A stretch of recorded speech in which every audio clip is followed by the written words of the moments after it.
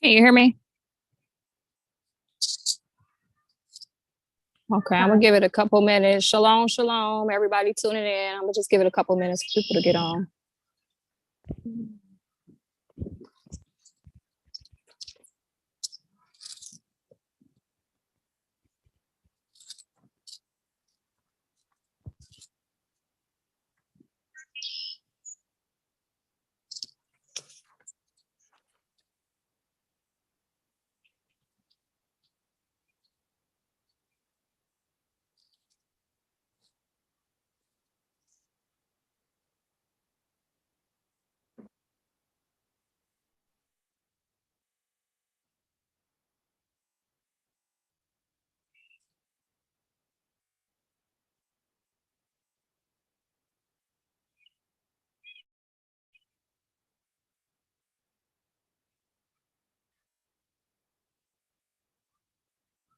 Okay, shalom, shalom, sisters. Shalom to everybody tuning in.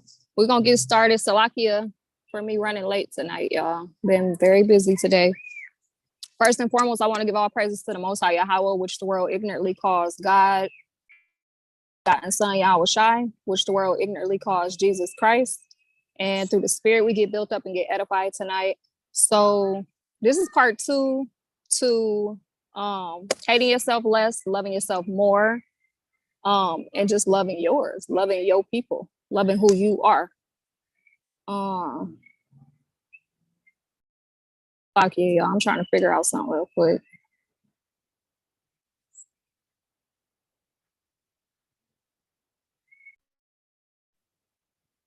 Anyways, we're gonna get right into it. So I believe I left off on hair. I think that was the last part that we left off on. The straightening of the hair, the pressing of the hair. So we literally just I'm gonna double down on what I went over, because the thing about when the children of Israel start to get woken up and the strongholds start to fall off of our minds, and the chains are starting to fall off, Satan come immediately to pluck the word up. Sisters have to know this. They have to know when they're hearing sound counsel and when they're hearing sound doctrine, because it's Satan's job to come and pluck up the seed that was just planted in your heart so that you would never change, so that you would continue on a path of what you was just on, so that you would continue in darkness of where you just came from.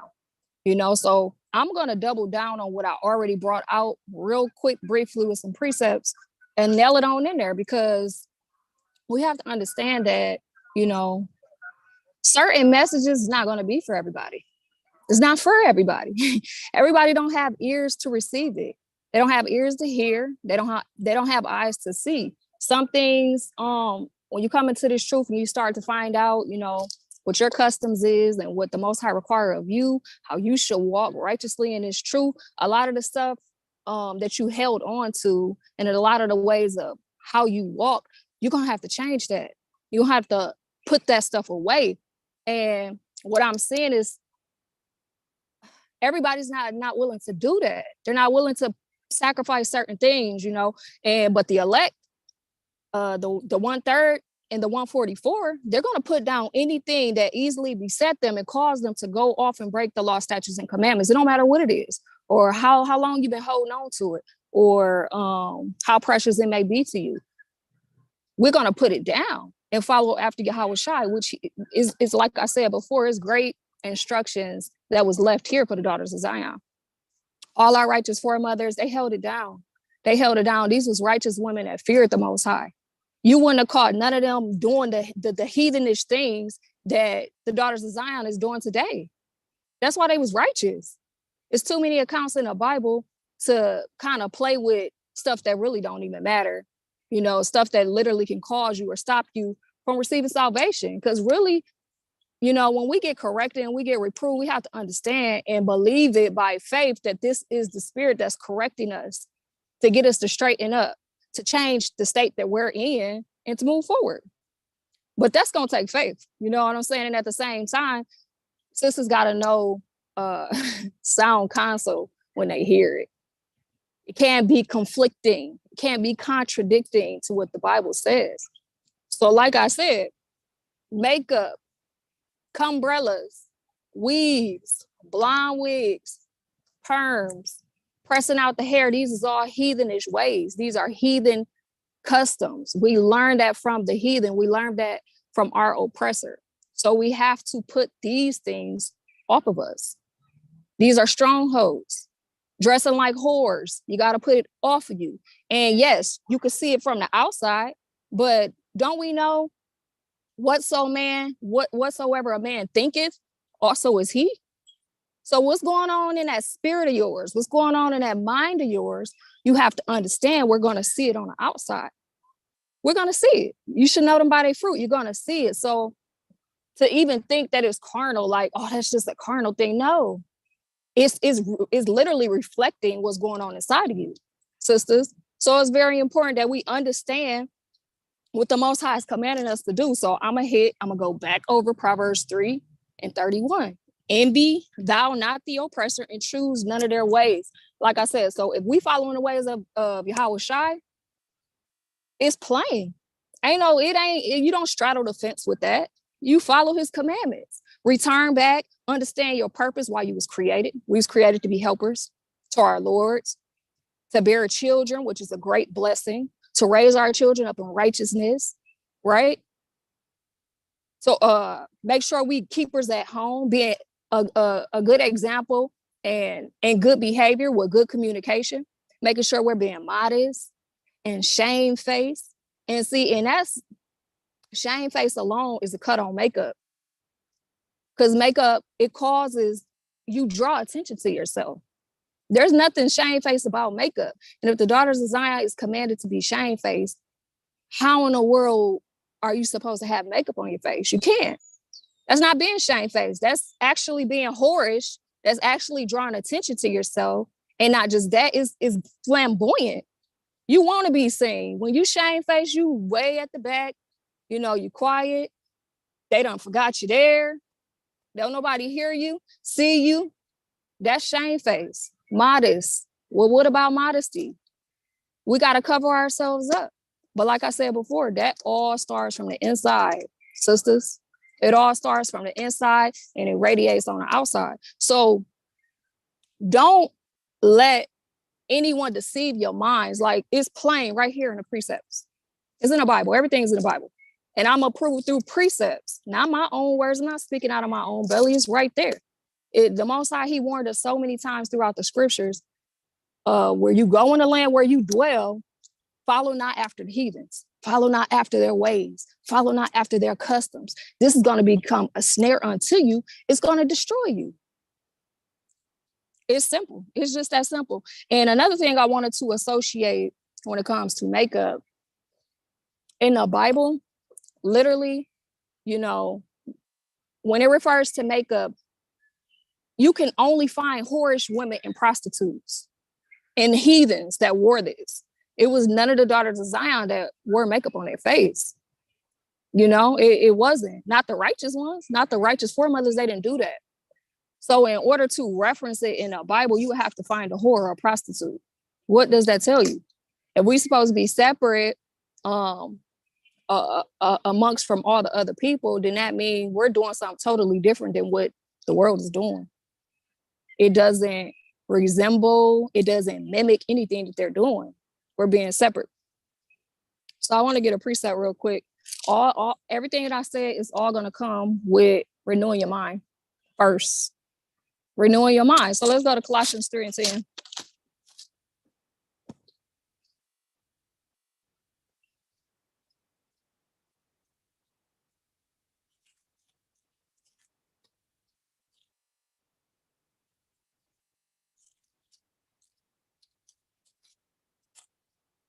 All right. Colossians 3:10, and it says, and have put on the new man, which is renewed in knowledge after the image of him that created him. So this new knowledge is the knowledge of the truth. It's the Most High words. It's his spirit. It's renewing our mind. It's putting off everything that we learn in the great whore Babylon, everything that we learn in Christianity, And all the philosophies and doctrines of man, we put that stuff off of us. The way we dress, we put that off of us. You know, anything that was associated with harlotry and being whores, we put that off of us. Okay. And then you renew your mind with the knowledge of this truth. You start walking in the law, statutes, and commandments. Be that wife that the Most High have called you to be. Be that submissive, humble wife that comforts her Lord, man, that's there to fulfill his desires. Her desires shall be unto him. So if our desires is to be unto our Lord's, how in the world is we getting it mixed up with our own pleasures, separate from our own pleasures? That's contradicting the scriptures. It's not about our pleasures. It's not about what we want to do. It's not about what we may think is right, because through repetition, we can see the daughters that got haughty and prideful, they went off. They went off because they was given over to their own desires, their own minds, their own ways, their own thoughts. And it destroyed them. Let's also give Sirach 2:15.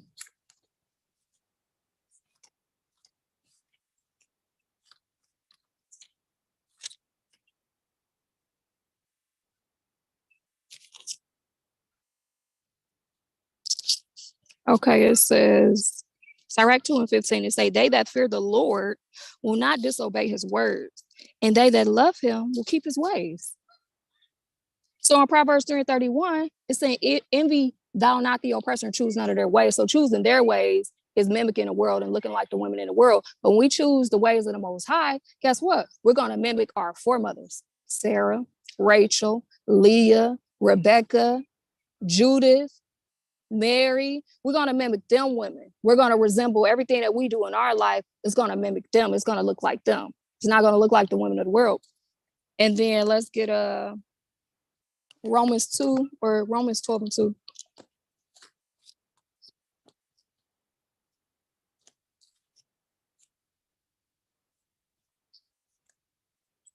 It says, and be not conformed to this world, but be ye transformed by the renewing of your mind, that ye may prove what is that good and acceptable and perfect will of God.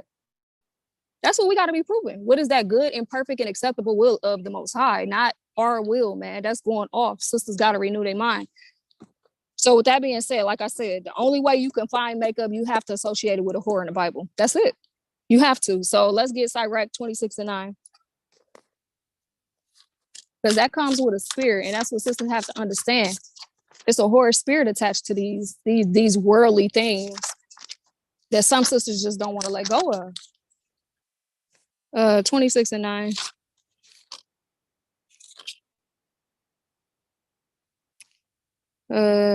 It says the whoredom of a woman may be known in her haughty looks and in her eyelids. That's going back into the makeup. That's going back into the umbrellas. Man, you're gonna know a whore by her haughty looks, her haughty ways, and her eyelids. So that means there are characteristics in place that we know that we can look at a woman and tell if she's a whore or not. There's characteristics there. A woman that's prideful, that can't be told none, that's not submissive, your husband probably already told you 15 trillion gabillion times and you just won't hearken. A prideful woman, man, will be humble very quickly. And we have to know this and remember this. Just go back to Isaiah, read the 3rd chapter. The Most High, he hates pride. He hates pride. Women was not made. The daughters of Zion was not made and created to be prideful. We was literally created to be meek, to be humble. So being prideful, we literally come against how the Most High created us. So you have to understand, when pride come in, chastisement is going to come right after it. Very, very, very, very, very, very quickly, sisters. We got to stay humble. And it don't matter if it's like, this is the thing. When the Spirit speaks, he'll use who he wants. The Most High, he'll use whatever messenger he chooses to use to get his message out. And this is the thing. You can't be looking at who a person is, or I really don't care for her. I just really don't care for this brother. I just don't care for these people. But it'll be that very person that the Most High will use to bring to you to get his message through, because he already know you're going to harden your heart. He know you're not going to receive it. And so now we have to think that the Most High already knew that your heart will be hardened and that you will reject the message. That means he has a plan for you.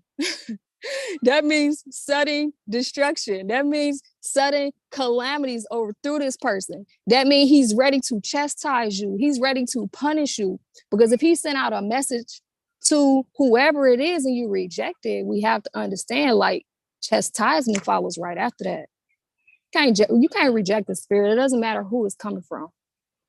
It doesn't matter who it's coming from. And I've said this many times. My words that I speak, I cut myself with them sometimes. Understand, it's not me that's doing the cutting. It's the spirit that cuts. The spirit know exactly where it has to go to cut, to reprove. And when you feel that cut, that's a beautiful thing.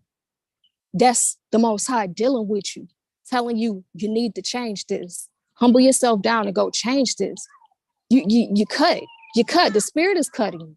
You're leaking. The spirit is doing this. It's not man, it's not woman that's doing this. This is the spirit that's doing this. And I know one thing for certain and two things for sure. A hurt dog gonna holler. A hurt dog is gonna holler, but understand that's the spirit that's cut. Just speaking through a vessel, speaking through a messenger or whatever.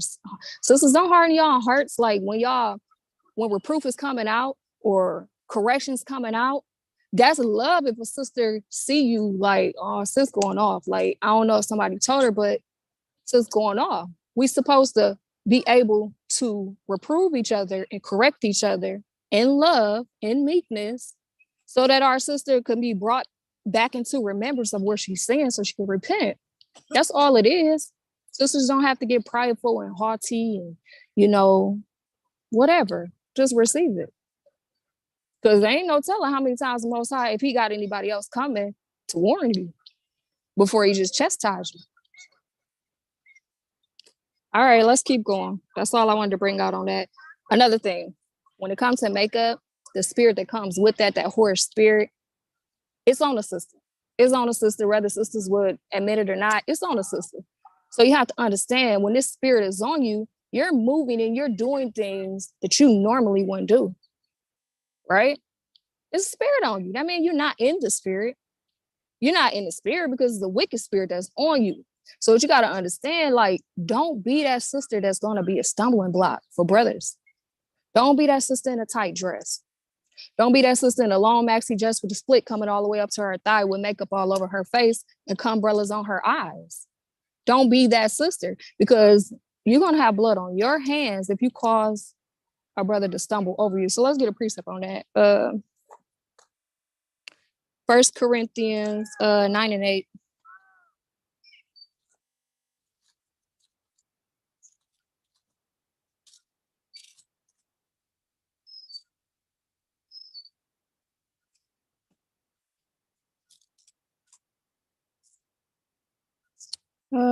Salakia, hold on. 1 Corinthians. I wonder if it's 2 Corinthians. Salakia. Let me find it. Is it 1 Corinthians 8 and 9? It could be 8 and 9. Did I call it out wrong? You want to bring that out, sis? But take heed, lest by any means this liberty of yours become a stumbling block to them that are weak. You see that? Take heed, lest this liberty of yours become a stumbling block, sisters. So a woman can't be given too much liberty. A woman given in much liberty, she's going to go astray, man. She's going off her own mind. She's going off her own desires, her own thoughts, her own pleasures, her own joy. She's going off. So with that being said, don't let an evil spirit like makeup, man, jump on you and cause you to become a stumbling block to a brother. You're going to be judged for that. You're going to be judged for that. That's wicked. It's wicked, sister. All right. Let me see what else I wanted to get on that.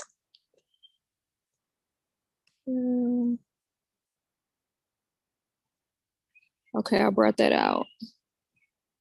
So this is what we got to remember. Sisters that be like, it ain't no law on that. You have to remember, like I said before in my last video, and I'm not going to change what I said, you can't one up the Most High. There's instructions, there's commandments in this Bible against anything wicked that we do is right there. So any manner of wickedness, unrighteousness is sin.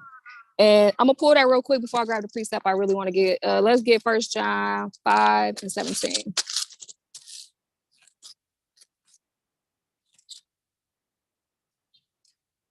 Sister Shammai, can you get James 4:17? I'm gonna read this one and then you pull that precept out. So 1 John 5:17.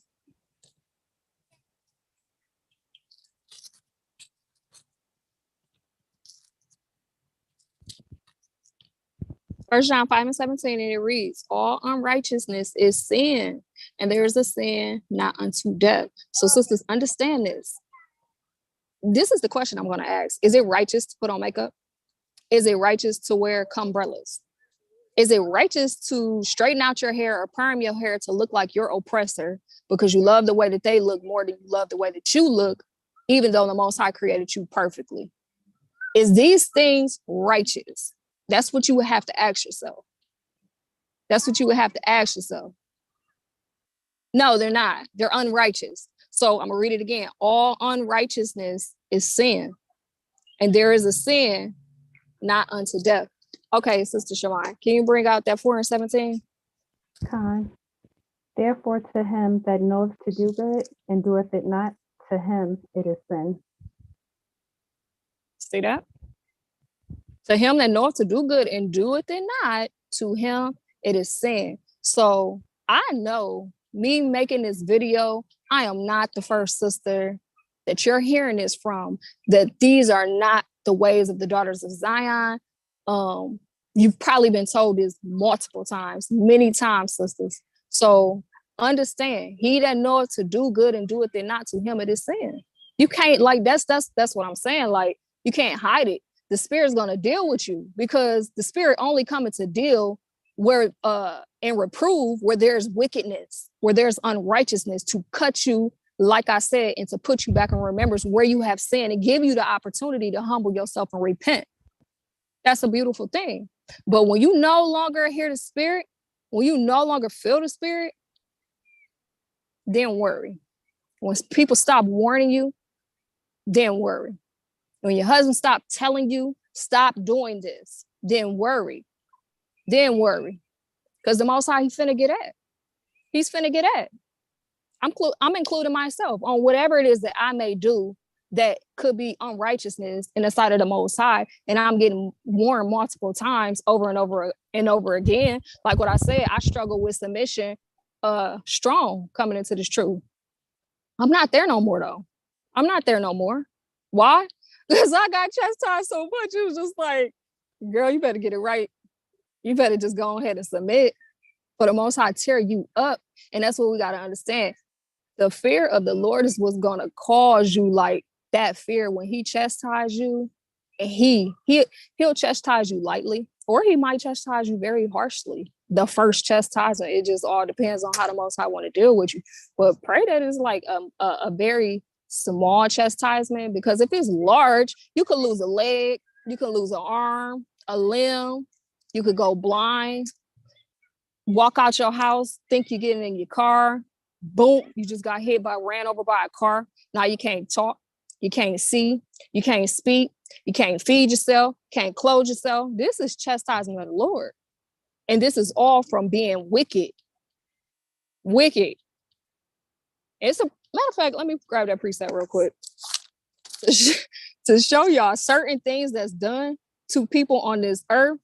It is from wickedness. It's literally from wickedness. Like, let's get Sirach, trying to think, 23, and I think verse 19. Let's see.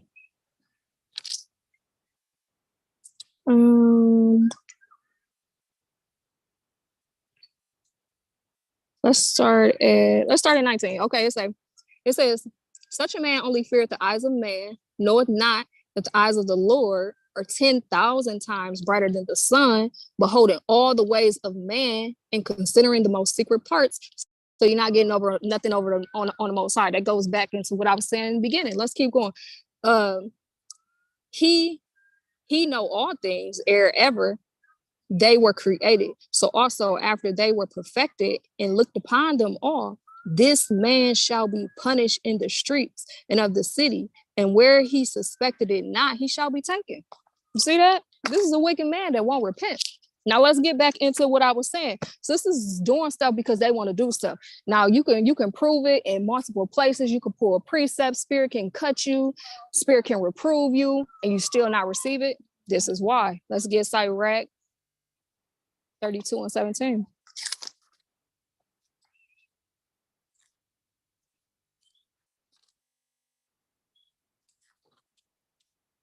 It says, a sinful man will not be reproved, but findeth an excuse according to his will. A sinful man cannot be reproved. You cannot correct a sinful man. Don't want to hear what you're saying, even if it's right. They know it's right. They're not about to listen because they're going to make up any kind of excuse to do what their will is. We have to be careful of that, sisters, walking in this truth. We in the knowledge of this truth now. We're not in darkness no more. I think that's Acts 17 and 30 or 31.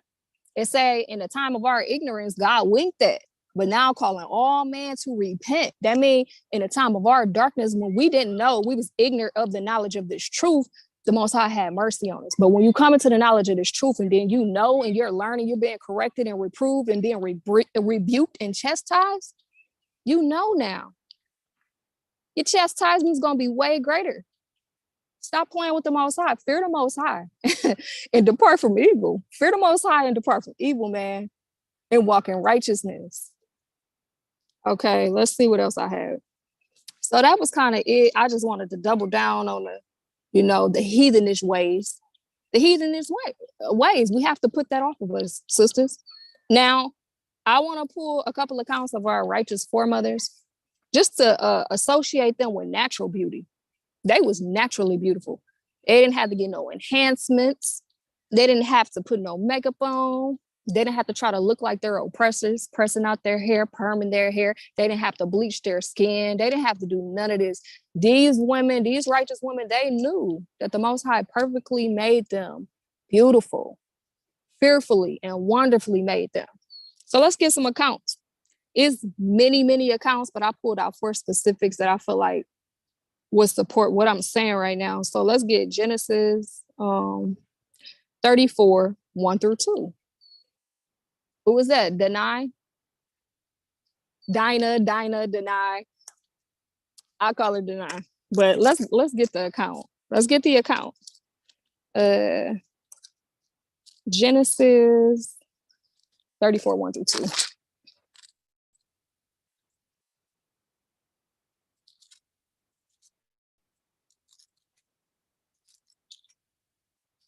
All right. I'm gonna read 33, 17, and 18, so that way we can get an account of where our forefather Jacob dwelt and set up his tents. So we can understand that when Denai did what she did, she literally came from out of her dwelling spot. She came from out of her covering and went out into a foreign land. So let's get it. 17, it's saying Jacob journeyed to Succoth and built him a house and made booths for his cattle. Therefore, the name of the place is called Succoth. Verse 18 is saying Jacob came to Shalom, the city of Shechem, which is in the land of Canaan.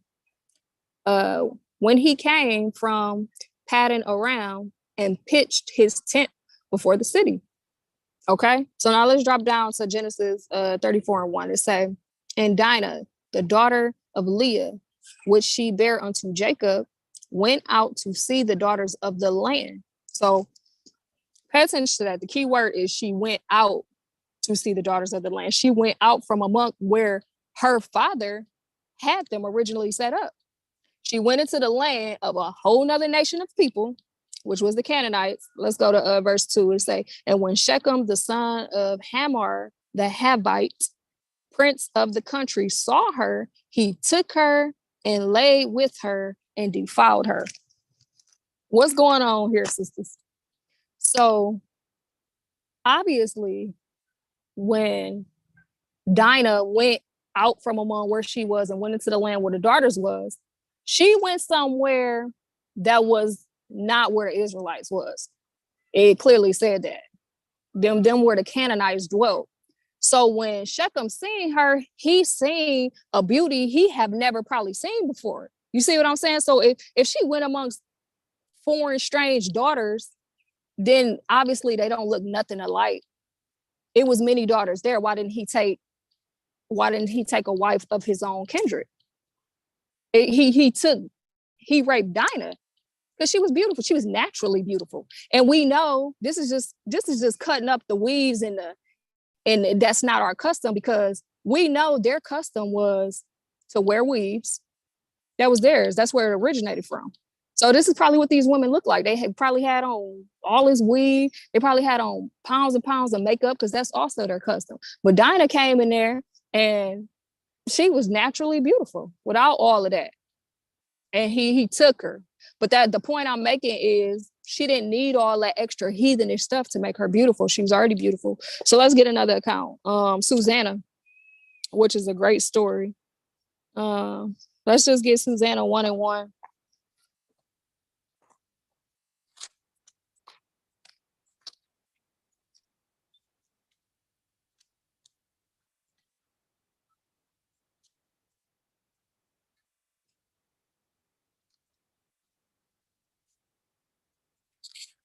Susanna 1:1. It says, there dwelt a man in Babylon called Joachim, and he took a wife whose name was Susanna, the daughter of Chelcias, a very fair woman and one that feared the Lord.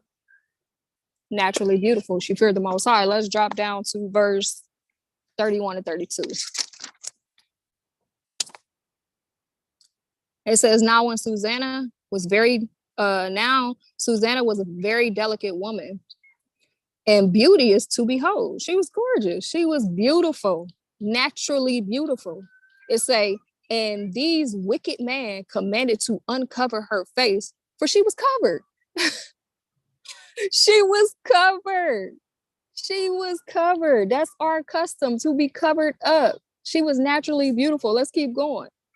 It say that they might be filled with her beauty. You see that? Sisters, that's two accounts. Dinah and Susanna, they didn't need the heathenish things to make them beautiful. They was already naturally beautiful. Let's get the account of Judith.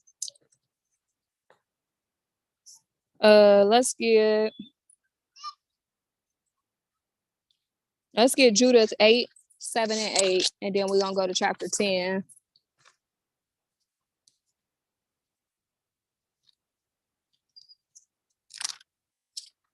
8, 7, and 8. Okay.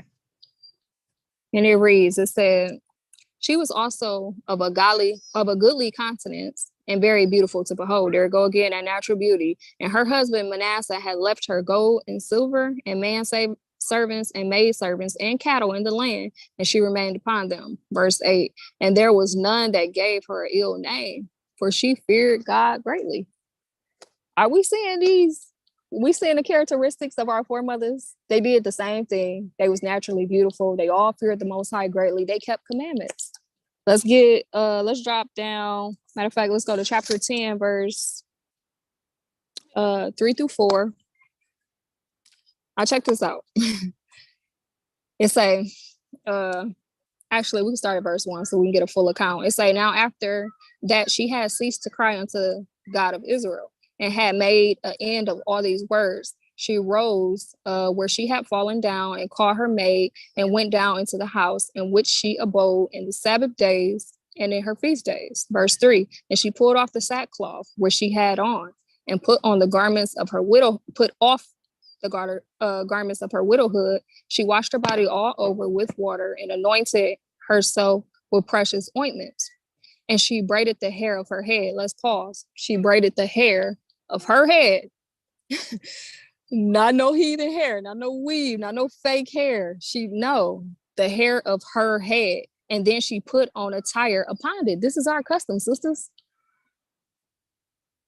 Counterproductive. Remember I talked about counterproductive? We have natural melanin in the sun. It ignites our melanin inside our body. The melanin keeps us from aging quickly. But when we cover our face with makeup, it's counterproductive.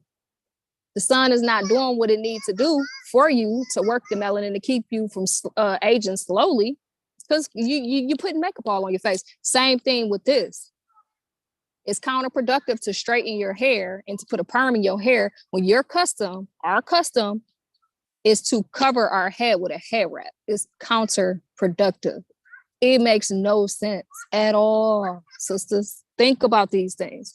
All right, let's keep going. And she put on a tire upon it, and put on her garments of gladness, wherewith she was clad during the life of Manasseh, her husband. And let's drop down to verse 19. It say, and they wondered at her beauty and admired the children of Israel because of her. Sisters, Judah held it down. Like, she naturally embraced her beauty. She held it down. They said they wondered at her beauty and admired the children of Israel because of her.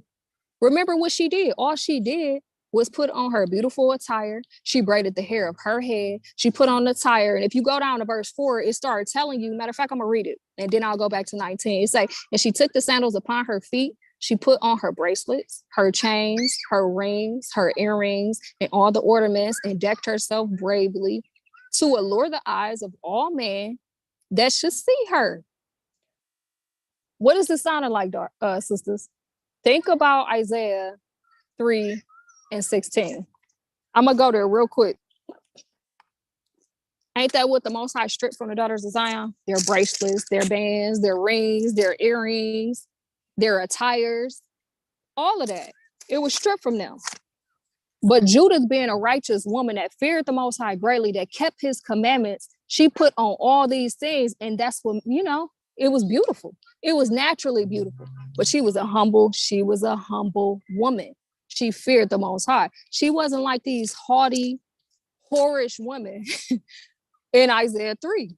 So let me go there real quick and get the account. We gotta separate the light from the darkness. The darkness can't dwell where the light is, and the light can't dwell where the darkness is. Let's stop playing in this truth. Isaiah 3:16.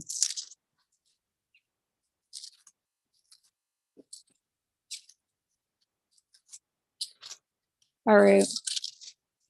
It says, moreover, the Lord said, because the daughters of Zion are haughty and walk with stretched forth necks and wanting eyes, walking and mincing as they go. If you look up the definition for wanting, you're drawing attention to yourself.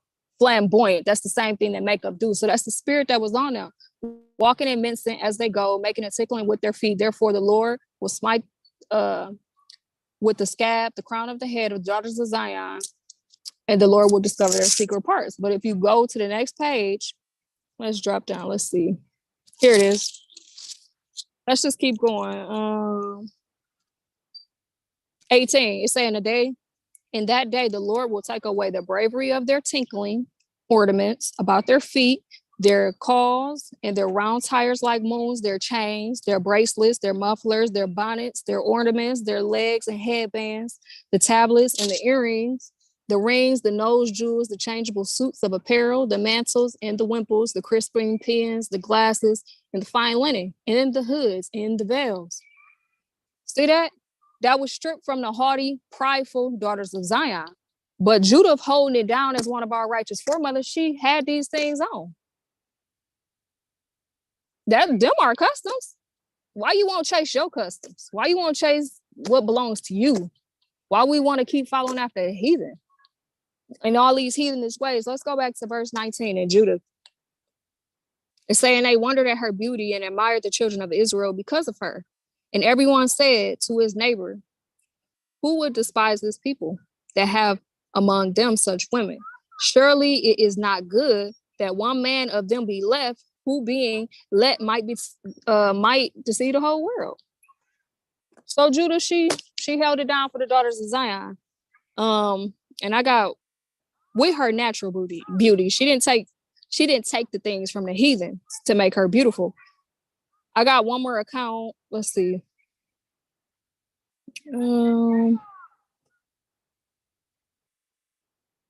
Sarah, let's get the account of Sarah in Genesis 12 and 13 through 14.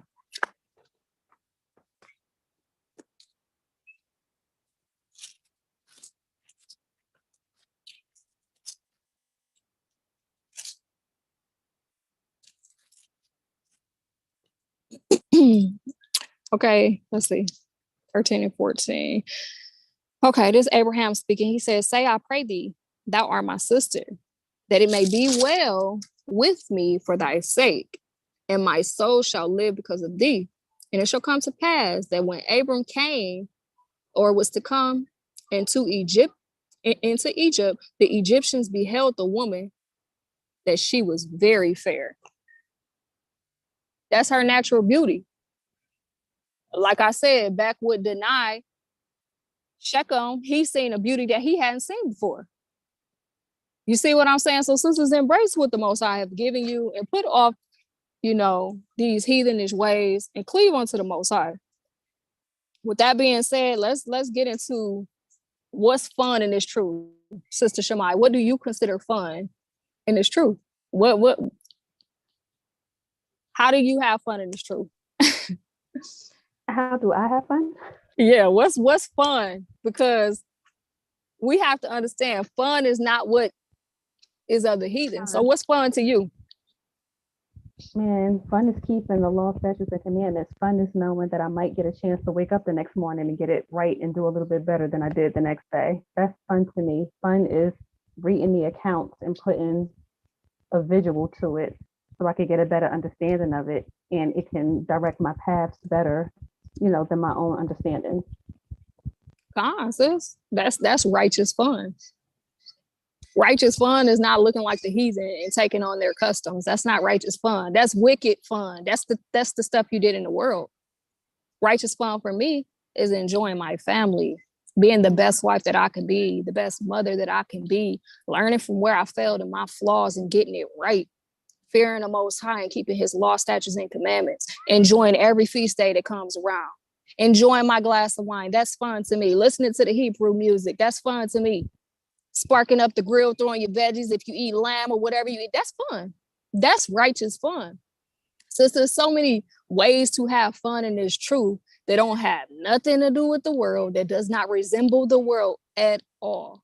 We can't be given over to our own pleasures, because when we given over to our own pleasures, there are consequences. I'm gonna bring out a couple precepts on pleasures that's very edifying, that sisters should really pay attention to. Let's get 1 Timothy 5 and 6.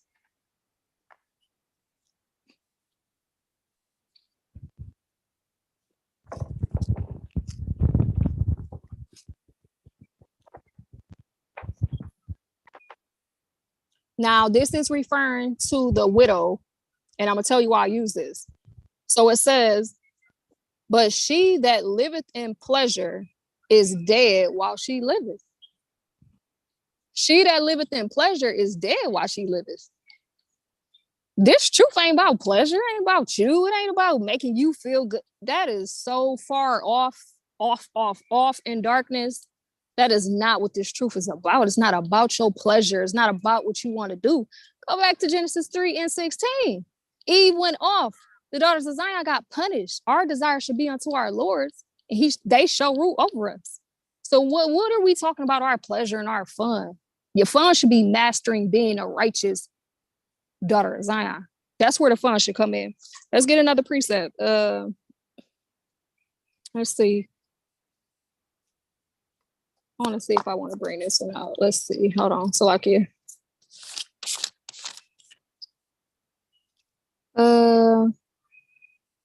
Now, with that being said, I said they was talking about the widow there, but think about it. That's a good example, because the widow may feel like, I don't have a husband, so my desire ain't gonna be unto my husband because I don't have one. Well, that don't mean you can dwell into your pleasures neither and do whatever you want to do. You still got to keep the law, statutes, and commandments, and how much more our daughters. The Bible teaches us to not let our daughters be given too much liberty. Much liberty. Them doing whatever it is that they want to do is going to destroy them. And it is unspoken when it comes to wives, and it's true. That's a given. You don't even have to say this. Wives can't be given over to their own pleasures and their own desires, sisters. It's not about us. It's not about us. This is bigger than me. This is bigger than you. It's not about us, man. So let's get Sirach 19:5 and find out where pleasure will take you.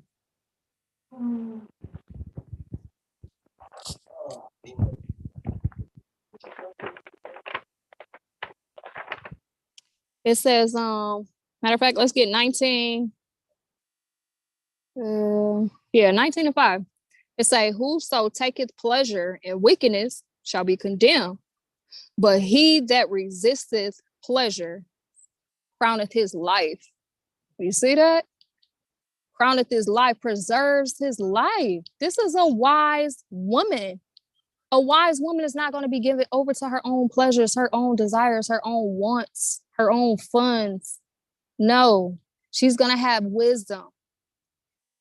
Her not giving over to her own pleasures, that's crowning her life, that's preserving her. Okay? And we have to remember how we're moving, because what we're doing, we have daughters, we have children, we have baby sisters that's looking at us, that's watching, that's looking up, that's learning from us and the things that we do. Make sure we don't got blood on our hands. Make sure we're not moving wrong. Make sure we're not being bad examples, giving bad counsel, unsound doctrine. We got to be aware of these things. And with that being said, I want to show really, really quick. It's like 11-second little clip to show you that kids mimic and pick up every single thing that we do, every single thing. So check this out. Let me share my screen real quick.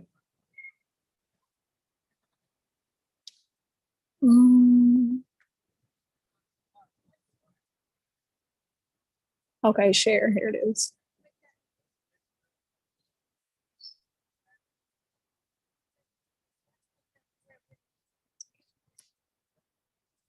All right, let's see. Let's see. Here it is. Check this out. And then I'm gonna pull a preset right after this. Look at this. Right there. And you see right here, my lashes is coming off, so don't even laugh. It's not even funny. They not gonna laugh. See that? See that, sisters? Let me get back. Matter of fact, I'm gonna go back because it's a precept that I want to bring out right under that. I'm gonna play her one more time and then I'm gonna bring a precept out.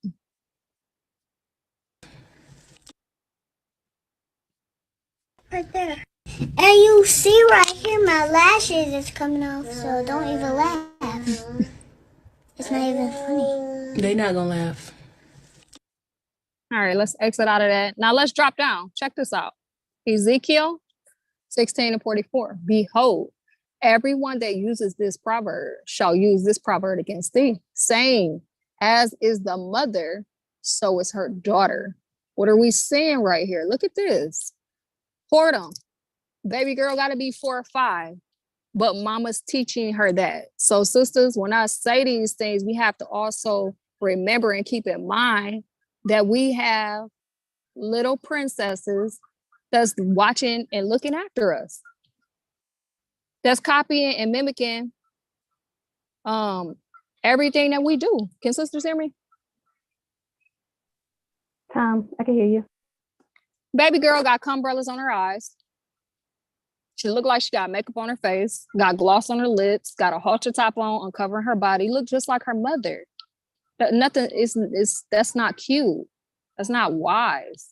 We're supposed to be teaching our daughters how to grow up and be virtuous women, how to keep their self, hold on to their token of virginity until their father, giving them over to a righteous man who know to keep the commandments, the man of understanding. Teach them how to cook, teach them how to clean, teach them how to cover their body. how to be modest, how to be shamefaced and meek and humble and submissive. These are the things that we have to be instilling in our daughters. We can't be caught up in our pleasures and our fun. It's all about me, me, me, me, me. No, it's not. It's not. It's about getting this salvation. It's about walking in righteousness. It's about humbling down and put that pride aside. For the Most High, do away with it. And I got one more precept on pleasures. Because believe that. This is going to be sisters like, you can't tell me what to do. I'm going to do what I want to do. Ain't nobody trying to hear what you talk about. Well, let's hear what the precept is going to say about that.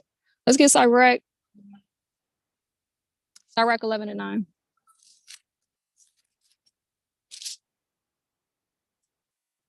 Check this out. Yeah, go ahead. Carry on. Keep on with your makeup. Keep on doing the heathenish things, pressing out your hair, putting on your perms, dressing like harlots if you want to dress like harlots. Go ahead and keep on doing the things that's pertaining to a heathen. But check this out. Most High gonna get at you. It say, rejoice, O young man, in thy youth, and let thy heart cheer thee in the days of thy youth, and walk in the ways of thine heart, and in the sight of thy eyes. But know thou that for all these things, God will bring thee into judgment. You see that? It doesn't pay. It doesn't pay to do what you want to do. And it's true. It does not pay. It doesn't pay. So like you. Let's talk a little bit about sound counsel. And it's true from sisters. Sound counsel is going to be truth behind what you're saying. It's not going to be counsel. You have to watch the counsel that you receive, because some counsel according to their pleasures, according to what they want, according to their needs. And that's not a good counsel, sisters. This is bad counsel.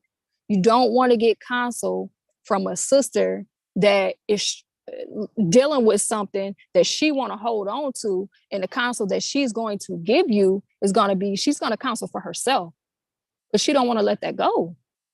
So she's going to tell you, sis, it's okay to do this. Don't cover that face up, girl.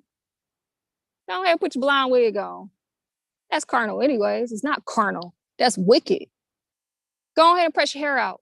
Go ahead and put the weave up in your head. That's wicked. Don't receive bad counsel. Know when you hear sound counsel. Know when you hear sound doctrine. Pray to the Most High that He give you that spirit of discernment. I say this all the time. To know that it's sound when you hear it. Not just somebody just speaking to you, trying to itch your ears, tell you what you want to hear. That's wicked, sisters. Let's get Proverbs 6 and 7.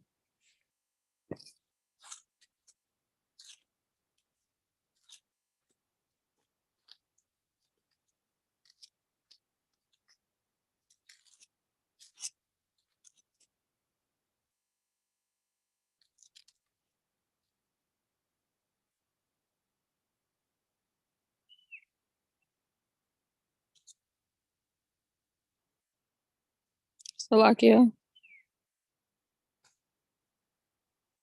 Proverbs 23, 6 and 7. I think I may have called that out wrong. It's Proverbs 23, verse 6 and 7. It says, eat thou not the bread of him that have an evil eye, neither desire thou his dainty meats. For he thinketh in his heart, so is he. Eat and drink, saith he, to thee, but his heart is not with thee. Okay, this is going into that bad counsel. A sister that, okay, so I'm gonna say it like this. Don't receive counsel from a sister about another sister of whom she's jealous. She's going to give bad counsel. She's only going to counsel of her needs. I'm gonna say it again. Don't receive counsel from a sister about a sister whom she is jealous of, sisters, you're only going to get bad counsel. It's not going to be sound counsel. She counsels only for herself. We got to prove all things through the precepts. I think that's 1 Thessalonians 5:21. Prove all things and hold fast to which thou is good. We got to be proving everything in this truth, man. We not no dumbed down Christians sitting at the front of the pews, giving all our rent and bill money to the pastor. Come up out of that darkness and prove. You better prove what people is telling you. You better make sure everything that's being said to you, you can go straight into this Bible and find it. And that's why I pull out as many precepts as I can. I want to speak the words of the Most High. I don't want to speak my words. I don't want to put myself in a place of judgment where I'm so prideful that I'm willing to come against the words of the Most High and contradict what his word is saying just to be right. Just to prove a point. Nah. Almost cuss. Hex no.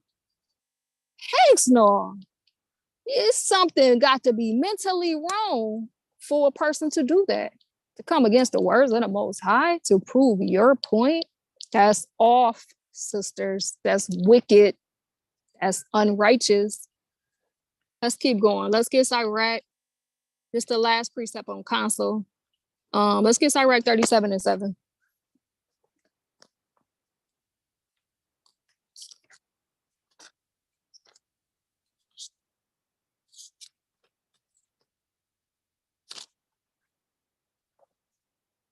It says, every counselor extolleth counsel, but there is some that counseleth for himself. We just talked about that. This is a person that counsel for himself. He's going to give you counsel according to what he got going on, what she got going on. That's not good counsel. That's bad counsel. So let's drop down to 10 and 11. It says, consult not with that suspected thee, and hide thy counsel from such as envy thee. Okay, sisters, I'm gonna read that again. Consult not with one that suspected thee, and hide thy counsel from such as envy thee. Okay, don't be revealing your plan to sisters that envy you. Don't be revealing your plan to sisters that only going to counsel according to what they got going on. This is off, sisters. Let's go to verse 11. Neither consult with a woman touching her of whom she is jealous. I just said that. I said that back in Proverbs 23. Don't receive counsel from a sister about a sister whom she's jealous of. You're going to get bad, rotten counsel. Let's keep going. Neither with the coward in the matters of war. You're going to go to, if you want to go to war, you're going to go find some cowards to go to war with you? No. Neither with the coward in the matters of war, nor with the merchant concerning exchange. That merchant only want to sell to you. That's their number one thing on their mind. They only want to sell to you. So it's not a good idea to get counsel from somebody who only want to sell to you. Ask them advice. What you think about this? You think this is a good buy? Yeah, that's a good buy. Buy it from me. I only want to sell it to you. I don't care what you do with it. I want to sell it to you. And that's the only thing that's on my mind. That's bad counsel. It says, nor with a buyer for selling. Same thing I just said. Nor with the envious man of thankfulness. That's off, sisters. This is bad counsel. Nor with an unmerciful man touching kindness. An unmerciful man, he's not gonna deal with kindness. He's unmerciful. He don't care what's going on with you. That's bad counsel, sisters. Let's keep going. Where did I leave off at? Nor with the slothful for any work. You ain't about to go to a slothful person when you need some work done. Nah. Nor with the hireling for a year of finishing work. Same thing. Nor with an idle servant of much business. An idle servant, they lazy. They don't want to do nothing. They just idle. They like to waste time. You don't go to people like that for business. Hearken not unto these in any matters of counsels, sisters. You hear that? That's wisdom. I want to drop down to correction and instruction. We have to be able to receive correction and instruction And it's true. We have to be able to be rebuked and reproved when we going off in this truth. That's so valuable, y'all. That's where our growth is coming from. That's where we better ourselves. When we learn our mistakes, we get corrected and we change from it and we learn from it. It makes us better. Let's get Sirach 20, verse 3.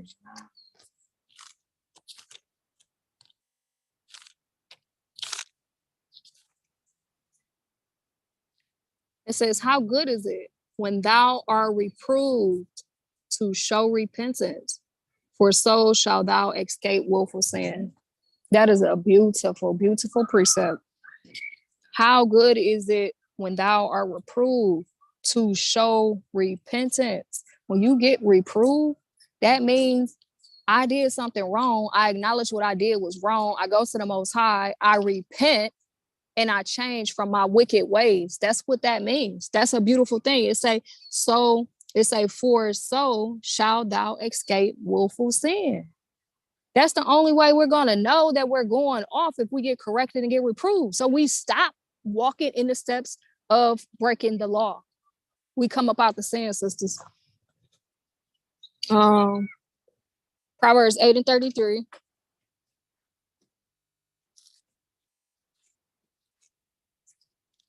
It say, hear instruction and be wise and refuse it not. Hear instruction, be wise and refuse it not. Only a fool is gonna reject instruction and wisdom.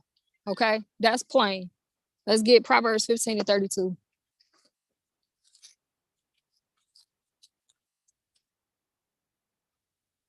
He that refuseth instruction despise his own soul, but he that heareth reproof getteth understanding.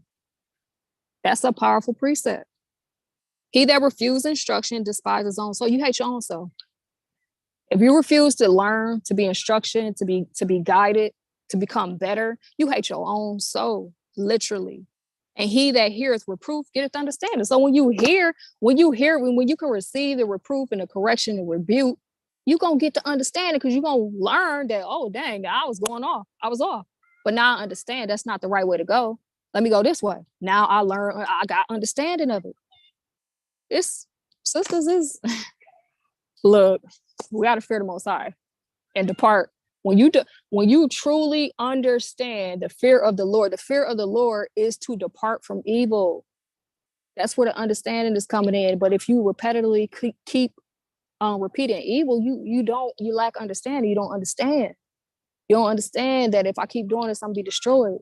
You lack understanding. But when you depart from it, you fear the Most High. And that's what we got to do. We got to fear the Most High. We can't keep looking at people like, she ain't nobody. She whoever. No, we have to look at each other like we are foremothers and forefathers, with some reverence, with some respect, with some honor, that the Most High can use whatever vessel he chooses to use. And stop looking at people like they just normal people. You don't know who these people are to the Most High and how close they are to the Most High. That's foolish to even think like that, sisters. And then I want to hit a couple of precepts on pride. We know pride is the beginning of sin. That happened back in the garden with Eve. That happened back in the garden with Eve. And it said the beginning, sin was the beginning. Through the woman was the beginning of sin. And through her do we all die. We know that precept. But check this out. It said, let's go to Proverbs. Let's go to Sirach 10:13. Because that's a dangerous place to be in when you're too prideful and too puffed up and too haughty to receive the words of the Most High. Man, that humbling come in pretty quick. I mean, real quick. Before you even ready for it. Sirach 10:13. Let's see. It say, for pride is the beginning of sin, and he that have it, matter of fact, let's go up to verse 12. It say, for the beginning of pride is when one departed from his maker, and his heart is turned away from his, Salaki, I read that wrong. The beginning of pride is when one departed from God, and his heart is turned away from his maker. A prideful person can't be told nothing. They got it all figured out. Can't be told. They way is right. And that's what it is. Most High way not right, my way right. That's pride. Sisters, Most High gonna humble. 13, for pride is the beginning of sin, and he that have it shall pour out abominations, and therefore the Lord brought upon them strange calamities and overthrew them utterly. Most High ain't to be played with. Get humble real quick. Real quick. So sisters, we got to keep in mind that pride, man. And that them precepts remind me of, like I said, Isaiah 3:16, when the daughters of Zion got real haughty and prideful. Look what the Most High did to them. We gotta be learning. Like, what, ain't that what I just said? The fear of the Lord is to depart from evil. If we not learning from our wicked foremothers what they did, to not go to not follow after them in their footsteps of what they did, we're not gaining understanding in this truth. Okay? And that's not good, because if you're in this truth, you're supposed to be growing. You're supposed to be bearing fruit. You should be learning. You should be increasing. You should not be staying the same. You should not be the same sister you was when you first came into this thing. If you are, you're not growing. You have to be growing in this, so Yahweh Shai can continue to use you. Let's let me see. Let's get Sirach 18 and 21. Let's get Sirach 18 and 21. That's the last one I'm gonna bring out on pride.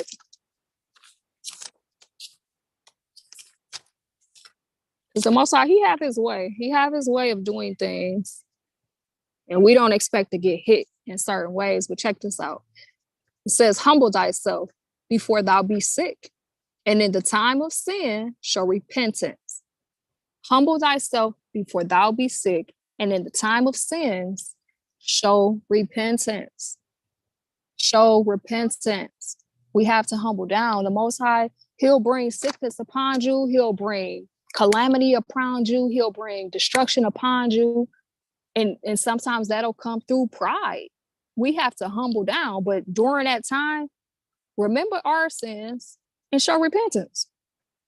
Remember our sins and show repentance. Humble down. The daughters of Zion, we as a whole have to humble down, man, and just be submissive, especially to the words of the Most High.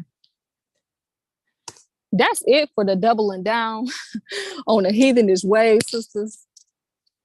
I hope you took something from this. We finna move right along to interracial marriages, how it's so not right, how it's so off to be marrying outside of our race, how it's not of the Most High. This is not how he set the children of Israel up to multiply and replenish the earth. It was not with the nations.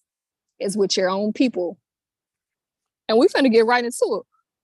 Why is it not right to mingle and marry with the nations? Sister Shemai, what do you think?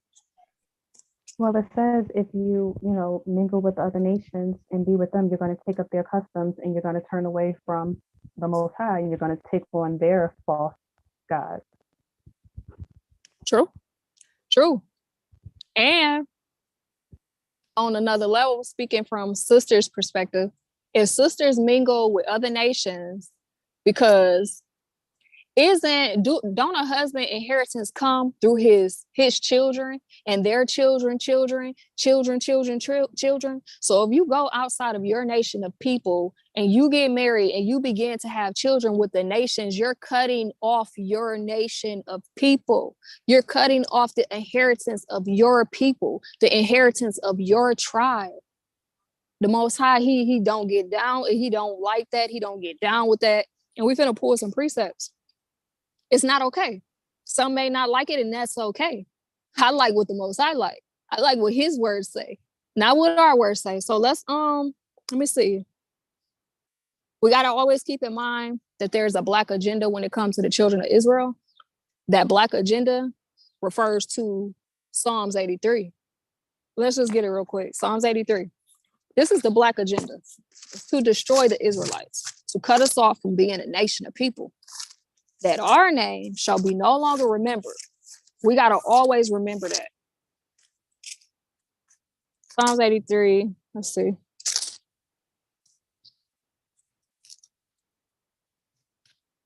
Uh, 83 and 1.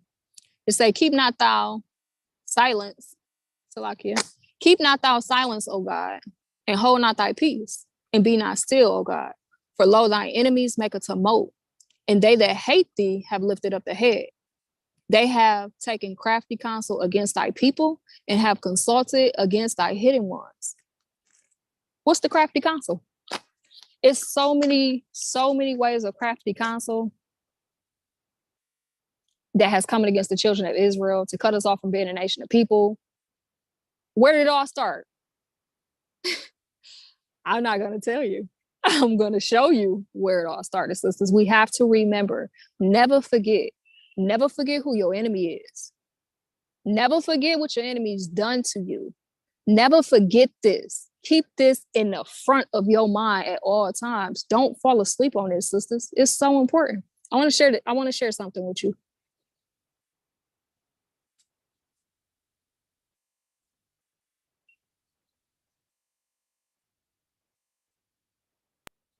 This is where it all started.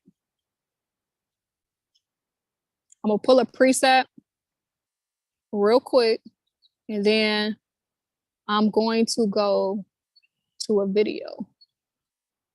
Oh, let's see. I might have to get it off of, but this is where it all started, sisters. Deuteronomy 28 and 68. Let's just pull that real quick. From the moment that we came into this land, went into slavery, the tumult and the crafty counsel was in place to destroy us as a people and to cut us off from being a nation. That has never ended, sisters. Never fall asleep on that. That has never ended. That's always their plan. It's still their plan, and they're trying to get even craftier with it. So Deuteronomy 28 and 68 is saying, for the Lord shall bring thee into Egypt with ships, by the way wherefore I spake unto thee, thou shalt see it no more again. There you shall be sold unto your enemies for bondman and bondwoman, and no man shall buy you. So I think I might have to go to my page so that I can pull up what I want to show y'all real quick.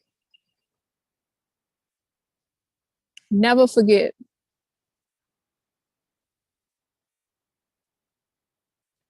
All right, let's see.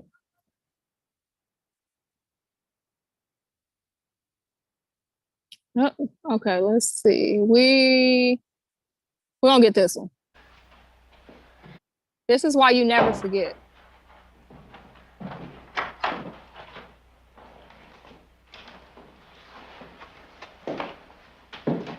This is Katie and Ellen. I hope they'll be to your liking. Suit me fine. Good night, then. Thank you. Good night.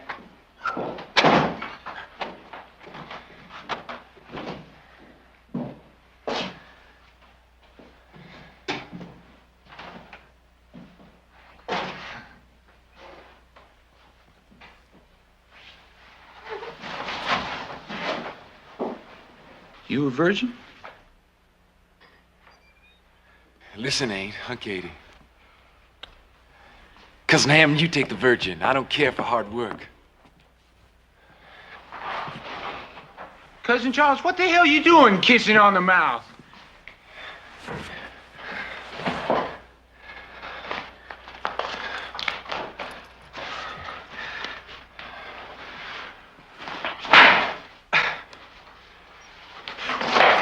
What are you doing that for? It makes a man feel good.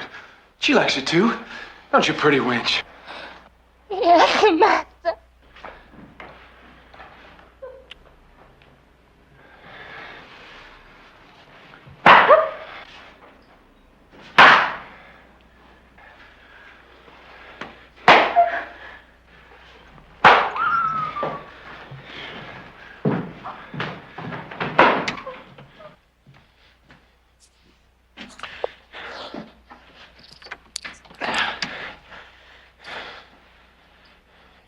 You don't like what Charles doing? No, Master. I don't like it neither. Damn, it makes me sick.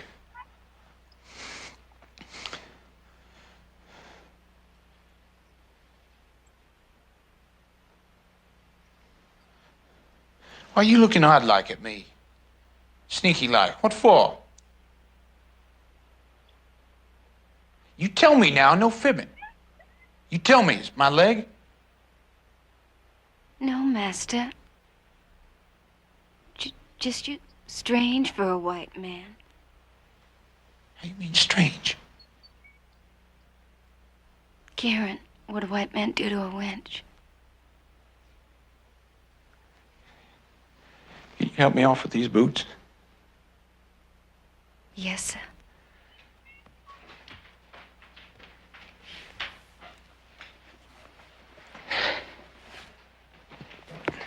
What happened to your leg, Master?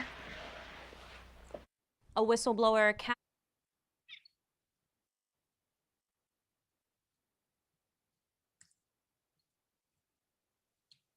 See why it's important. We have to remember, we always have to remember, sisters, we can never fall asleep on this.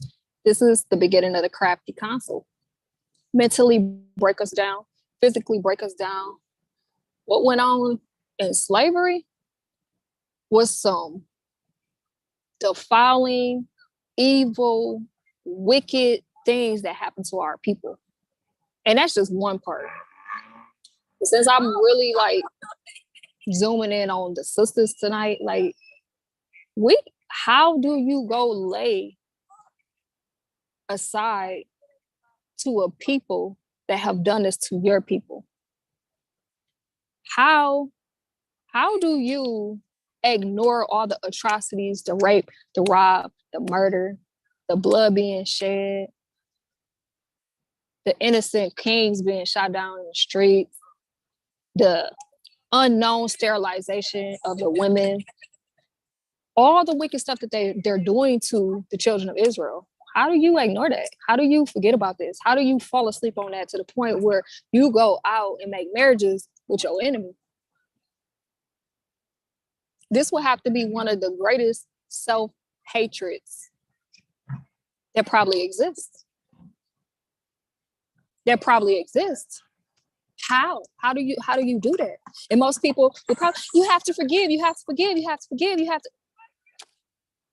No, you have to remember. You have to remember what your enemies has done to you and your people.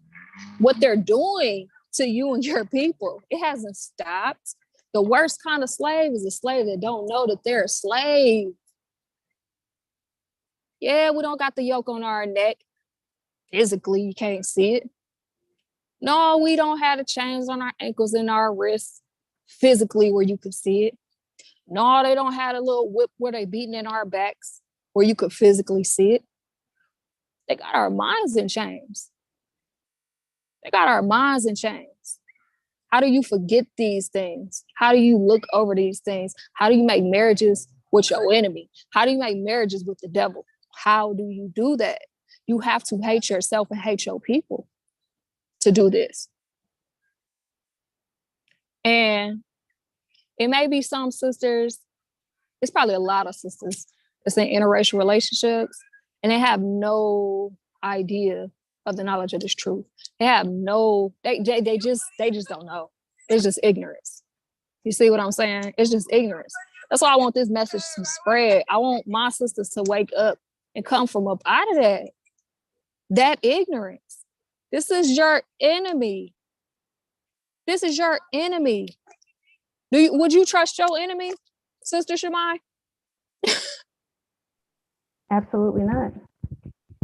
And that's how we got to look at it. This is our enemy. I think that's Sirach 12 and let me see real quick. Never.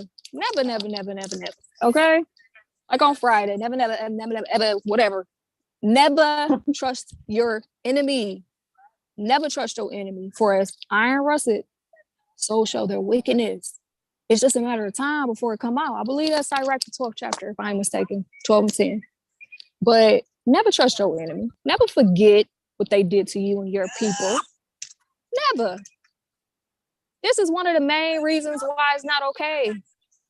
But I'm going to pull some precepts for people that think she's just a racist.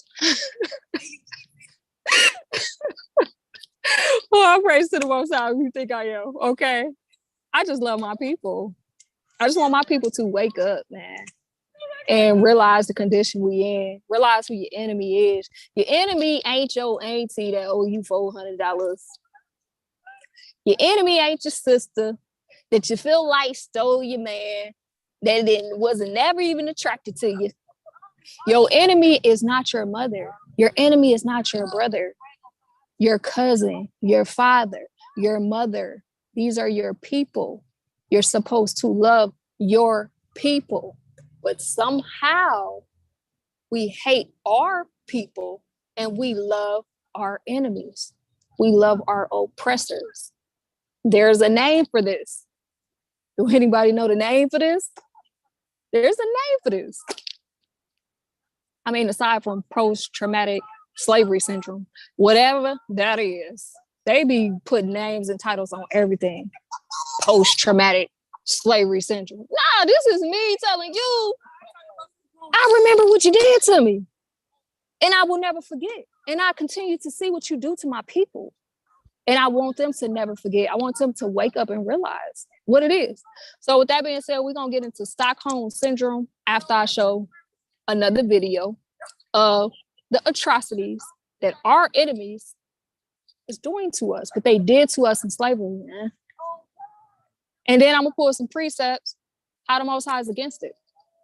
For those who want to see it in the law, I'm going to pull the precepts so you can see it in the law. So you don't think, she's just speaking. No, I'm not just speaking. I never just speak. I prove all things through the precepts. So I'm going to grab another video.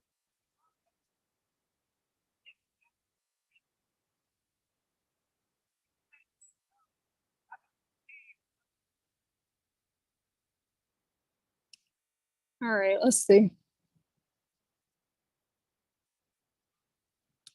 I don't know if y'all can see me because I cannot see myself on the Zoom, sister. So Salakia is dark.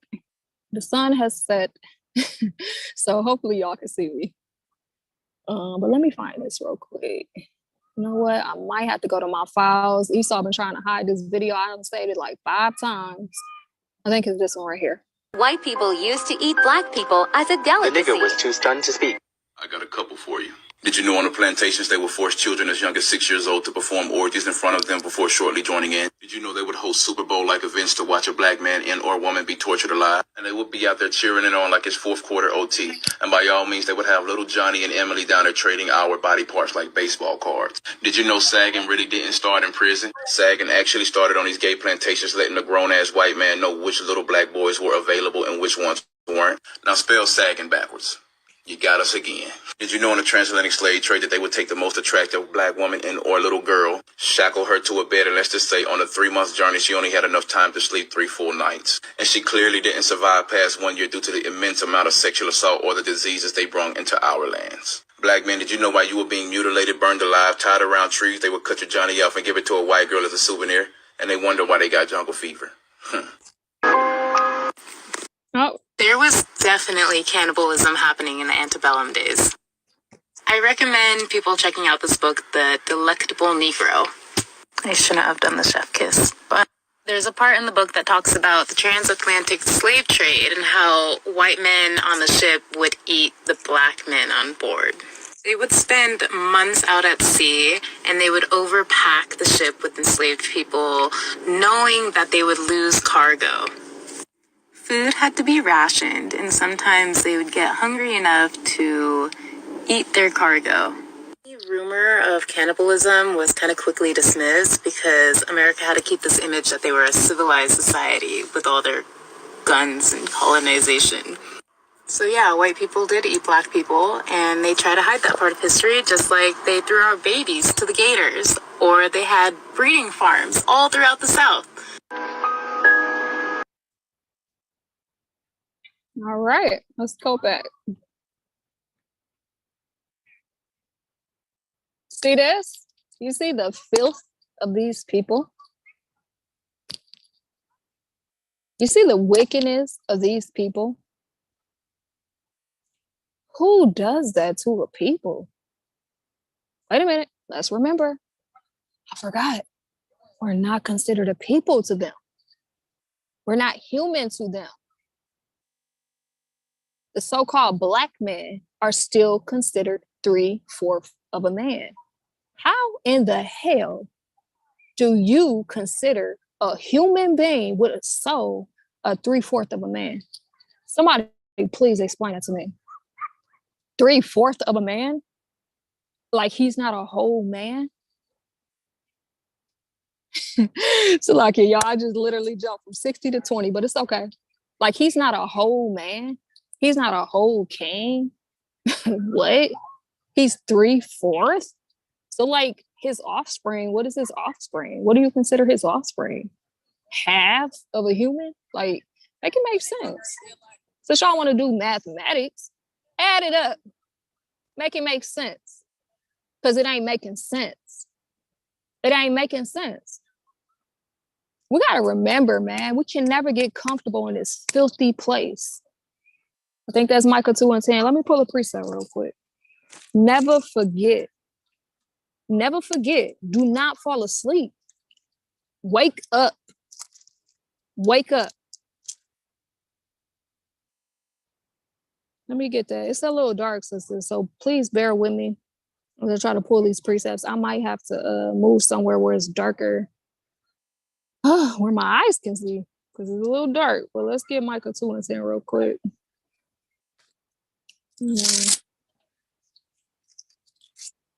Micah 2:10. It says, "Arise, ye, and depart, for this is not your rest, because it is polluted. It shall destroy you, even with a sore destruction." Israel, wake up. This is not our rest. This is not our land. This is not our kingdom. This is not our home. It's polluted, and it will destroy us with a sore destruction. So let me get a precept real quick about interracial marriages. For those that like, she's saying all that, but she ain't brought out no precept. So let's get the precept. Let's get Deuteronomy 7:3-4. It says, neither. Let's start at verse 2. It says, "And when the Lord thy God shall deliver them before thee, thou shalt smite them and utterly destroy them, and thou shalt make no covenants with them, nor show mercy unto them. Neither shalt thou make marriages with them. Thy daughters thou shalt not give unto his son, nor his daughters shalt thou take unto thy son. For they will turn away thy son from following me, that they may serve other gods. So will the anger of the Lord be kindled against you and destroy you suddenly." So hey, that's in the law. It was commanded that we not mix with these nations, with these heathens. That's the commandment of the Most High. And let me get a precept. Let me get another precept. Salakia, sister, can you see me? Is it real dark? It's just black. I can see you. It's dark, but I can still see you. You can still see me? Okay, fine. I'm gonna grab a few more precepts. We're gonna wrap it up. Let's get Numbers 36:6. Numbers.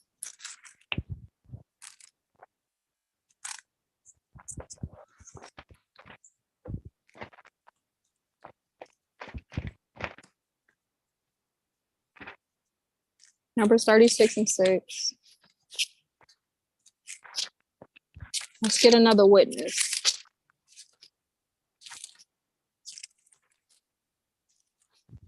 All right, 36:6, and it reads, let's see.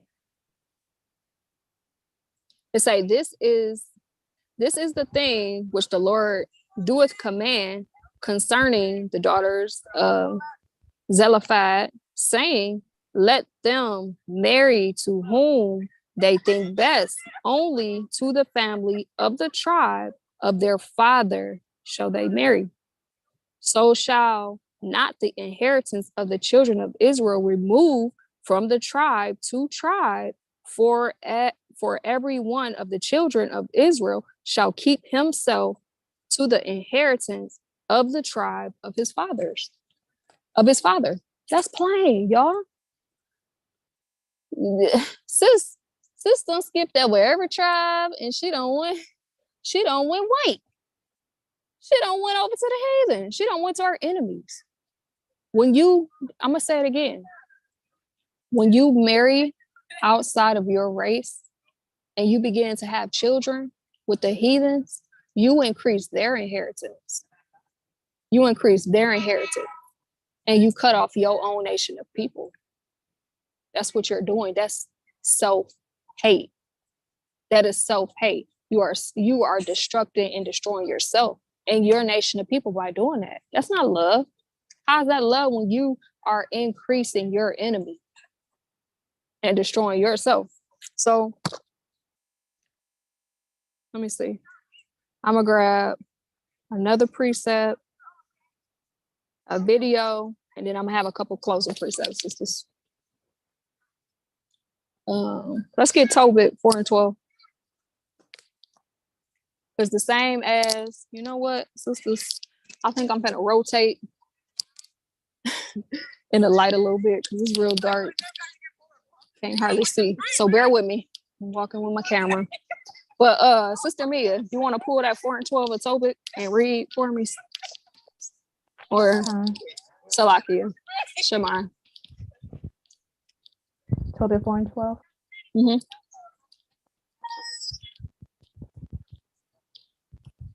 Beware of all whoredom, my son, and chiefly take a wife of the seed of thy fathers, and take not a strange woman to wife, which is not of thy father's tribe, for we are the children of the prophets. Know Abram, Isaac, and Jacob. Remember, my son, that our fathers from the beginning, even that they all married wives of their own kindred, and were blessed in their children, and their seed shall inherit the land. Fine. That's what our forefathers did. Let me get there real quick. They married within a tribe, within a nation of people, because they knew by doing so, they would increase their inheritance. They would increase the nation of their people. And don't be fooled. Understand, the Edomites know what they're doing. When they get these sisters and they marry them and they have babies with them, they know what they're doing. They know they're increasing their inheritance. They know they cutting us off. But sisters got to wake up, man. Come up out of that darkness and understand what's going on here. Let me go to Tobit real quick. Tobit 4 and 12. Let's see, because I wanted to hit something. It says, be aware of all whoredom, my son, and chiefly take a wife of the seed of thy father. Take not a strange woman. That means, stop taking these Edomites to wife. We see it all the time, y'all. That's not the law. And it says, to the wife, which is not of thy father's tribe. You even want to marry within your own tribe. You increasing your tribe. Yes, it's 12 tribes of the children of Israel. But you want to marry within your tribe, if you can. For we are the children of the prophets, Noah, Abraham, Isaac, and Jacob. Remember, my son, that our fathers from the beginning, even that they all married wives of their own kindred. Even Adam, Eve was his own kindred, keeping it within our tribe, increasing our inheritance, increasing our nation of people. That's what it comes down to, because the statistics on these Edomites, the women can't have children. How much they paying? 30, 40, 50,000 in artificial insemination because they can't get pregnant, right? And then if they do get pregnant, they only having like 1 or 2 babies. And that's about it. But they know the daughters of Zion, that's good ground. That's fertile ground. Because we're the chosen people. We're going to have a baby after baby after baby after baby after baby, because the Most High, he created us to multiply and replenish the earth, but with our people, with our nation of people, not with the heathens. And so by doing that, like I said, and it literally says that, like, don't despise thy people. To despise your people mean you hate your people. You hate them. We're not supposed to be doing that. Let me grab a couple precepts and end it out. Let's see. Matter of fact, I want to share a video because I found a couple videos on Edomites that married in, had children by an Israelite man. And they solely believe in teaching their children their customs, their ways. And remember what we just read in Deuteronomy, the Most High warned us of this, not to do this thing, because these strange women will turn their heart from Yahweh and they will begin to worship other gods. And understand, if the mother's at home with the children, she's teaching the children. She's teaching them. So she's going to be teaching them her customs, her ways. And she's going to be empowered in that. She's going to stand on that. She's not going to be ashamed of that. And then you wonder why you get all these mixed kids confused about who they are. They struggle. They struggle with their identity. They don't know who they are. They don't know, am I Edomite? Am I Israelite? Am I white? Am I black? What am I? What am I? They struggle within themselves. Because there's not the Most High, that's not how he set it up. You're supposed to multiply with your own people. Let me show y'all this video real quick of these Edomites. Hold on.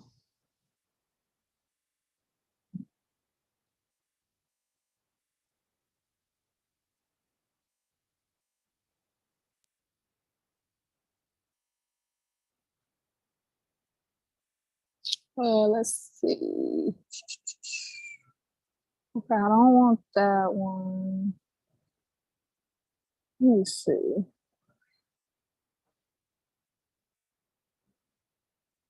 Bear with me, sisters. Okay, here we go. Check this out. I want to address this, and no disrespect taken. Society says that it's if you are mixed with a black parent, then that automatically is what you are. No, because see, my children have a white mother and a black father. Our heritage, our bloodlines run through both of them. To deny me means that they deny that part of their heritage. They're not going to do that. I would never teach them to do that. No. Salakia. Nobody should ever teach their children to deny any part of their heritage, whether it's white or black. So while I understand what you're saying, that's society saying that, and I don't go along with society. My children love who they are, both sides, and they were taught to love who they are, both sides, because it was both sides that created the great men that they are today. Have a good day.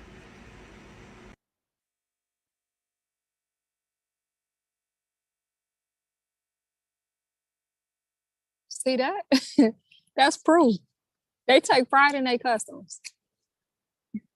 They take pride in who they are and teaching their children who they are. And then if you talk to a little mixed kid and you be like, "What are you? We black you." I'm actually Irish and Polish, and my fathers come from this. Because who's teaching them? Somebody's teaching them these things. You see what I'm saying? And it's confusing the kids. It's mixing them up. They don't know who they are. They don't know who they are. It's like it's a precept about, the children of let me see. I think I wrote that down. Let me find it real quick. Hold on. They could speak in the heathen language, but they couldn't speak in the language of the Jews. You see that? That's off. If you're an Israelite, why is it that you can only speak in the language of your enemies, but you cannot speak in your original tongue? That's a problem. That's a major problem. And that's more than just, the interracial, but I'm gonna hit the interracial because they purposely don't teach them that. They teach them who, the Edomite side of who they are.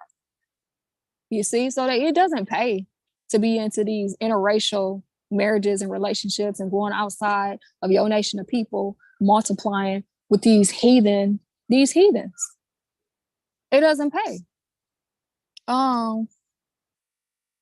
I got 2 more precepts. We're gonna close out real quick. Because we gotta remember, we holy. We separate, we've been chosen, we've been set apart, we're special to the Most High.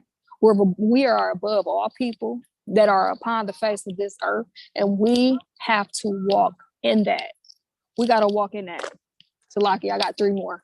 Another precept just came to my mind. Let's get Deuteronomy real quick. Deuteronomy, I want to say, let me find it. 7 and 16 through 17. Check this out. It says, And thou shalt consume all the people which the Lord thy God shall deliver thee. Thine eye shall have no pity upon them, neither shalt thou serve their gods, for that will be a snare unto thee. If thou shalt say in thine heart, these nations are more than I, how can I dispossess them? This is the Most High speaking to the children of Israel. If thou can say in thy heart that these people are more than I, how can I dispossess them? How can I get them out the way?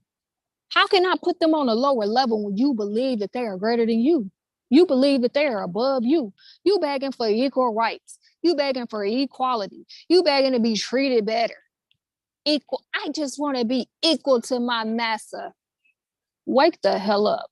You will never be equal to these heathens, because that's not how the Most High designed it. Let's get Deuteronomy 14:2, and then we're gonna get Revelation. Sister Shammai, could you grab Revelation 21:12, and I'm gonna get Deuteronomy 14:2. We're gonna close out. Huh?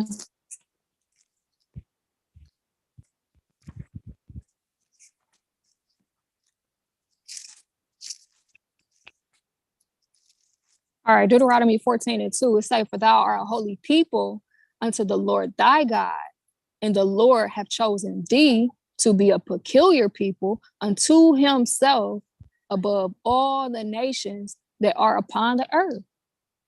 Let that register, let that sink into your spirit, who you truly are. Rep that. Rep that. Yahweh loves you. He loves you. He loves the children of Israel. He dealing with us and none else. All right, that Revelations 21:12. And had a wall great and high, and had 12 gates, and at the gates 12 angels, and names written thereon, which are the names of the 12 tribes of the children of Israel. The 12 tribes of the Edomites? Nope. The 12 tribes of the children of Israel, huh? Look Huh. at there. Look at there. The kingdom is for us. That's going to cut everybody. No, Jesus died. Just sweet Jesus died for everyone. He died for us all. No, he did not. No, he did not. He died for a specific people. He came for a specific people, his kindred, his people, the children of Israel, who looked just like him. And he looked just like the Father. And we look just like our Father.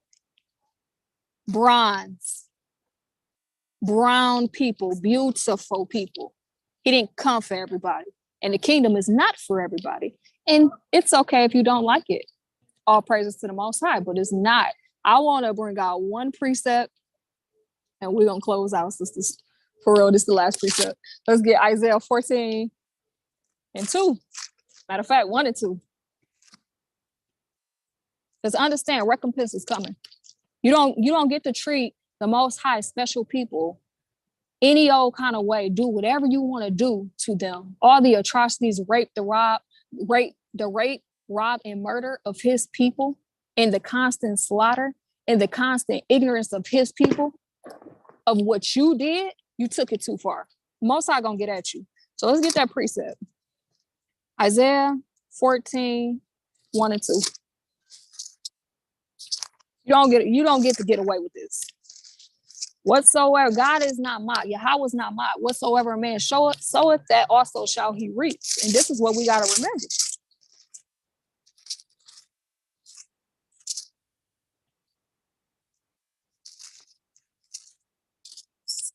Let's see. 14. Let's see. Salakia, I might have called it out wrong. Let me open my book real quick. Hold on, sisters.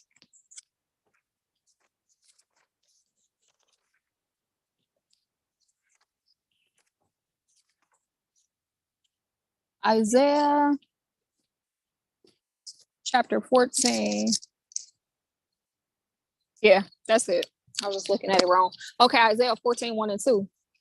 So check this out. It says, for the Lord will have mercy on Jacob and will yet choose Israel and set them in their own land. And the strangers shall be joined with them, and they shall cleave to the house of Jacob. And the people shall take them and bring them to their place, and the house of Israel shall possess them in the land of the Lord for servants and handmaids. And they shall take them captives, whose captives they were, and they shall rule over their oppressors. And it shall come to pass in that day, the Lord shall give thee rest from thy sorrow, and from thy fear, and from the hard bondage wherein thou was made to serve. So all praises to the Most High. This is what the saints is waiting on. Now it's time for you to drink of the cup that you gave to us, but you're going to get a double portion. That's all I got, sisters. Stop the interracial marriages, relationships. Stop with all this mixed fetish children. The children of Israel is the most beautiful people on the face of the earth.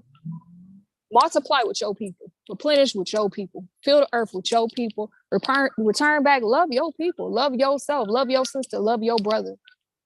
I hope this was edifying. Hope this helped some sisters. Took some veils off the eyes. Broke some strongholds. Sisters, continue to walk in truth and sincerity in this truth. Keep these law, statutes, and commandments. Keep enduring. And I love y'all. Sincerely, I love all of y'all. And that's it. Shalom, sisters. Shalom.